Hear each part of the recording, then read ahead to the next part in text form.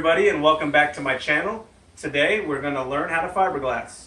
As you can see here, here's the midsection, which looks a little rough right now. I'm filling in a lot of gaps and whatnot in it. But that's not the main point of this video. The main point of this video is I would like to show you guys how to fiberglass. So we're going to turn this into this. Stay tuned. So welcome back, everybody. We're still making some progress on the suit. I just wanted to share this with you guys, especially if you're building this. You're probably going to run into some complications with it, so I thought I would forewarn you before you dive into this. This midsection piece is kind of weird. It's in multiple pieces. So you have a piece here, you have a piece here, a piece here, and a piece here, and then all the multiple pieces you'll probably have to cut up to get it to print right. When it comes to wearing this, it's going to be really difficult once you have all the other larger pieces on you wearing it. You're going to sound very clunky when you're walking, and your maneuverability isn't going to be very high. Your dexterity isn't going to be that great either. So what we're going to do here on this piece is, of course, instead of isolating each piece and leaving it by itself, I super glued pretty much every piece together. So this ring is super glued, this ring super glued, and this whole large upper piece is super glued to this separate middle piece. And then this is super glued to this piece also. And what I'm going to do to add even further strength to it is I'm going to fiberglass the inside. You can see I've already fiberglassed this upper part. It just was a bad print and it had to be fiberglass. The strength was not very good on this piece. So what I'm going to do is I'm going to fiberglass this whole entire section inside. That's going to add quite a bit of strength. The problem I'm going to have is I'm not going to be able to wear it, just because it won't be able to move at all. So what I'm going to do, what I'm hoping to do and to do right, is to mold this, to make a silicone mold of it and cast it in silicone also, or maybe a polyurethane, or a urethane should I say, rubber, in order to wear this, because it's going to be very hard to wear. I mean, this thing's solid. I mean, it doesn't flex, it doesn't move or anything, and I really want to wear this and sport it out at a con or maybe Halloween or something. So I thought I would just share some progress. It's real ugly right now. I got putty and some new stuff I wanted to share. I'll get back to you on that. It's a new material I found at Walmart that's really giving some great results. So I wanted to share that with you guys also. But so far, this is where we're at. And the next step is I'm going to start fiberglassing this whole entire suit, what you see under here. It just looks like a big old nasty mess. And each time I show you guys, it doesn't look like I make much progress at all. I know, I understand. But there's a lot of little stuff going on here you're probably not seeing.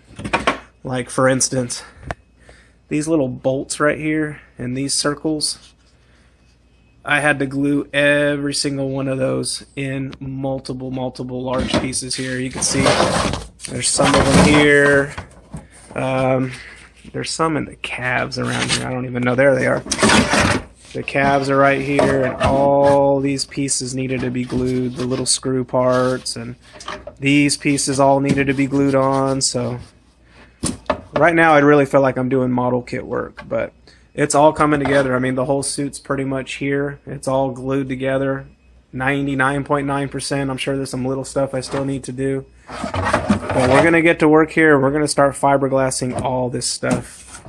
I highly recommend fiberglassing these larger pieces. You don't have to, but it really does add that extra strength when you're wearing it out, and especially if you're traveling with it to cons that are out of state and far away.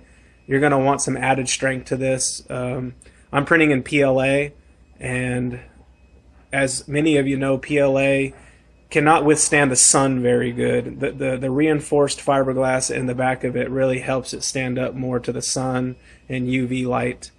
But yeah, other than that, we're going to get to work. We're going to start fiberglassing this stuff, and I'll do a how-to on how to fiberglass it. It's kind of scary, but once you really get the basics down to it, fiberglassing is really simple. We'll get to that next. Thank you, guys. Alrighty, we're going to start fiberglassing here. I thought I would introduce some of the products that you're going to need if you are going to fiberglass any kind of 3D printed part. To start with, you're definitely going to need some gloves. This is just to keep the fiberglass from getting on your hands, getting nasty and messy, and of course for preventing cancer and AIDS and everything else that they say this stuff causes. No, I'm just kidding, but you want to be safe. You don't want all that nasty stuff on you, and it's still going to stick to your gloves and be a little messy here and there. It's normal. Don't overly panic about it. The next thing you're going to need is some cups, and that's just to, when you pour the fiberglass, you're going to want to mix it in with some hardener. Going to need some brushes. Got these at Harbor Freight. I think they're about $10 for, I don't know how many, 36 brushes, and that's to brush your fiberglass on. I'll get in how to do everything once we really dive into everything. Fiberglass resin, get this at Lowe's or Home Depot. This costs, I think, $40, $50, and it's quite a bit. I also make proton pack shells. This is the stuff I use. I love 3M. 3M's never failed me. They always have very high quality products. So yes, this is what you'll want. And if you're going to do a suit, you're probably going to want to buy the big one. You're probably going to want to buy the $50 one. They sell the little small ones, which I have up here. But this ain't going to get you very far. So if you're going to start with it, just spend the $50. Get this. If you have some stuff left over, you could also use it on some other little things on 3D printed parts that I'll show you also in another video. You're going to need a mask. These were really super hard to find during COVID. They were kind of like gold, you know, mining for gold. I don't even think I saw one in Harbor Freight during the whole COVID. These barely started coming around. So if you go to Harbor Freight, try to look for it.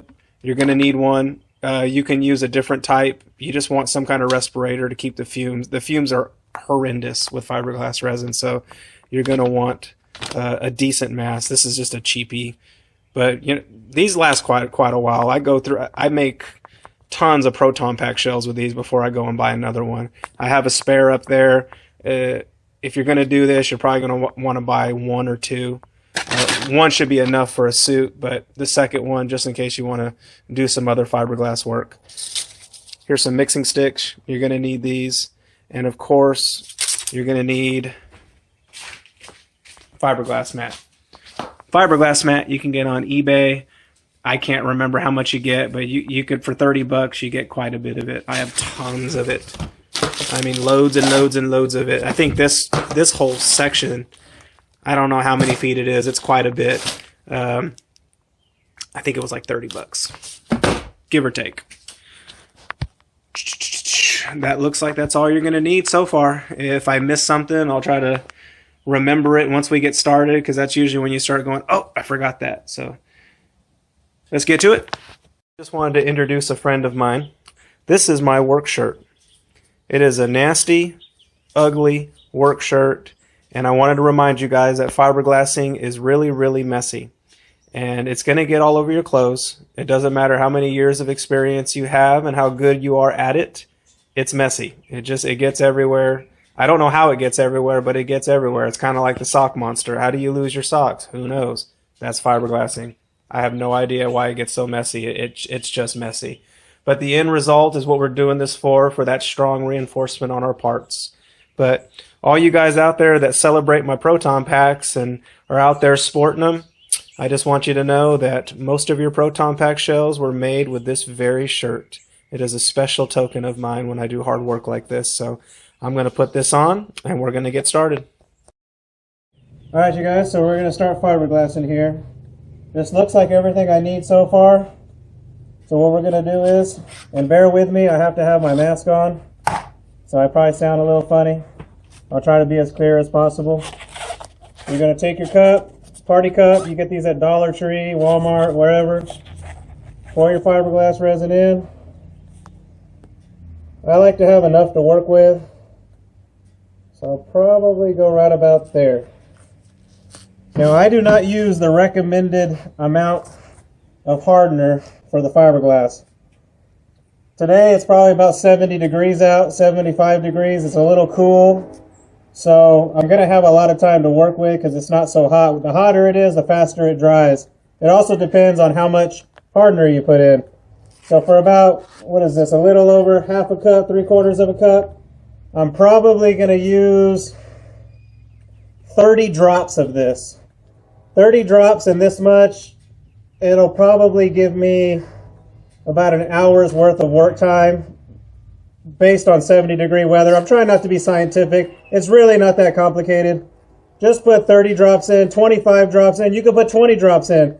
The less drops you put, the more time you have to work with and the longer it's going to take to cure. Based on how much I'm going to put, it's probably going to take this thing a few hours to fully cure. It still might be tacky, and you might have to let it sit in the sun for like 15 minutes or so to fully dry it. But anyways, here we go. We're going to do 30 drops. 1, 2, 3, 4, 5, 6, 7, 8, 9, 10, 11, 12, 13, 14, 15, 16, 17, 18, 19, 20, 23, 24, 25, 26, 27, 28, 29, 30, 31, 32. Hey, I went a little overboard. No big deal. You don't got to be super serious about it. What we're going to do is we're going to mix this up real good. Real good. I would say spend about 30 seconds to a minute mixing this stuff in real good. You do want to mix it in good because this is your hardener. This is what's going to make this stuff hard as can be.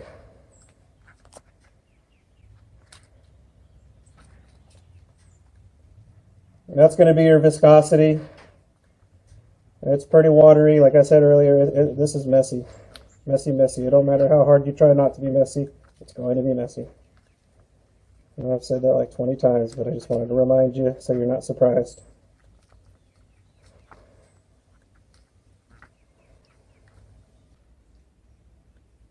Alright, so now we're mixed up. We got our brush, we got our gloves, we got our mask, we're ready to rock. So as you can see already, I've already fiberglassed this. I said earlier this piece was really weak, so I had to fiberglass it in to add some reinforced structure to it so the PLA don't keep breaking. Why are we fiberglassing our 3D prints? The reason we're fiberglassing it is to add strength to these pieces. A lot of guys do not add strength to their pieces. I don't know why. You drop the thing, it's going to shatter into a million pieces. This is going to help prevent your pieces from shattering. Can they still break? Yes, but it's going to be a lot harder. If you drop it, it might not break. It might be fine. On my previous Robocop suit, I did fiberglass it, and I never had an issue. I dropped it, and you might get a little crack, but it ain't going to shatter into pieces. It'll be an easy fix. So this will definitely protect your parts from dropping them, and it'll also protect them from the sun and them bowing and melting. This adds a lot of strength, a lot of reinforcement. So here we go. We're going to start. We dip our brush here, and I decide to add a little light coat to what I'm going to do.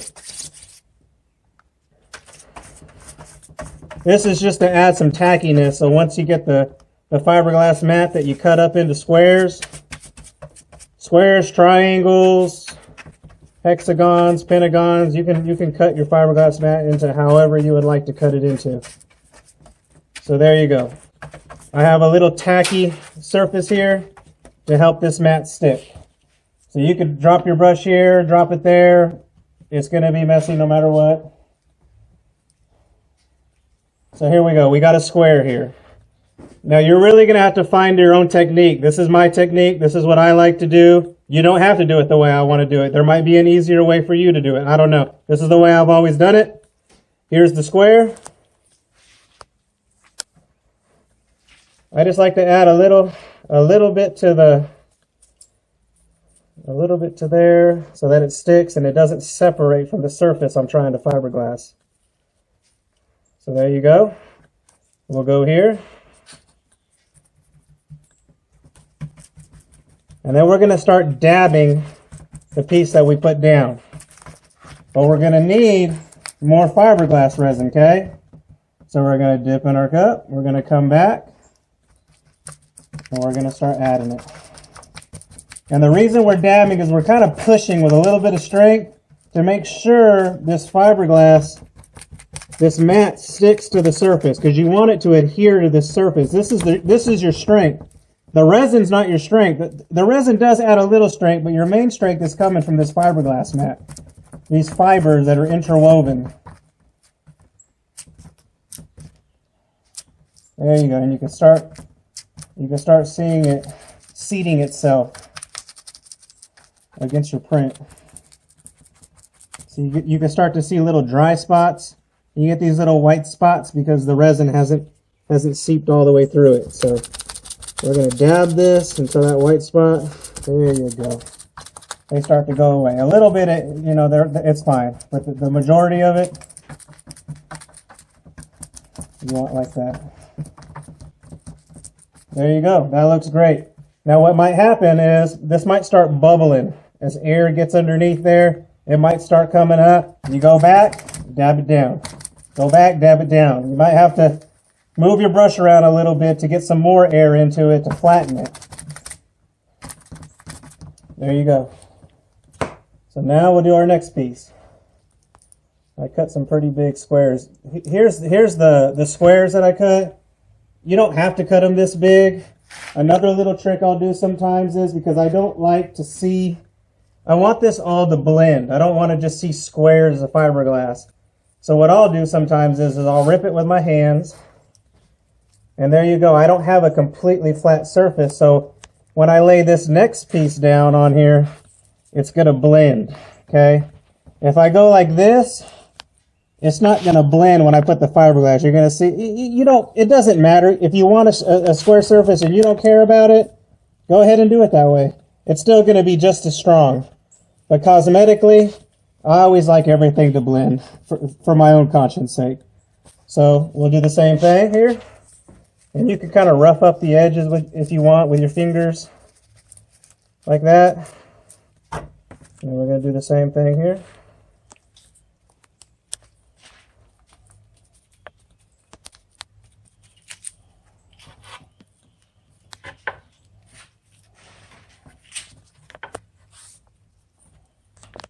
There we go. But you know what? I didn't add like a little coat to this part yet. So let me go back and add a little bit there. There we go. And that's just going to help seat the piece down. Seat it down. Don't worry about stuff overhanging on your parts. What we do is we're going to come back, and these parts that are overhanging, these strands are going to get a little hard because the resin, but they easily are cut with a fiberglass Dremel tool disc. You just go back, zzz, zzz, cut it right off, sand it, file it. It'll sand super smooth. So don't worry about overhangs. I'm going to have quite a bit of overhangs here because it's going to be hard to get those squares perfectly on this piece because it's so narrow. But that's just a part of the cleanup work, man. So that's it pretty much. We're just going to keep doing this over and over and over again all throughout your piece until you're done. Really, really simple. It's not very complicated. And then we'll come back and I'll show you the finished work in a bit. One other thing I wanted to add, I forgot to mention, is sometimes you're going to have crevices and you're going to have bends and you're going to have edges here. The thing that we want to do with this piece, or any other piece for that matter that might be in multiple pieces like this, we want to make it one cohesive piece with our fiberglass. So it's okay to overlap your fiberglass on those edges and around these curves. You could tell here it came up around this curve. That's fine. All you got to do is just dab it and make sure it sticks around that corner. It will try to bubble on you sometimes. It will try to lift. You just come back and you keep dabbing it and make sure it stays down. This is artistry. It's an artwork. You have to be patient. You got to be observant. But it's really, really not that hard. Like I said, it's not that difficult. So I'm going to show you real quick with a small piece before I add a big one. So we have this edge right here, right? We're going to dab it, we can tack it up, put some on our piece. Set it right there because we want to connect this, okay? Get some fiberglass.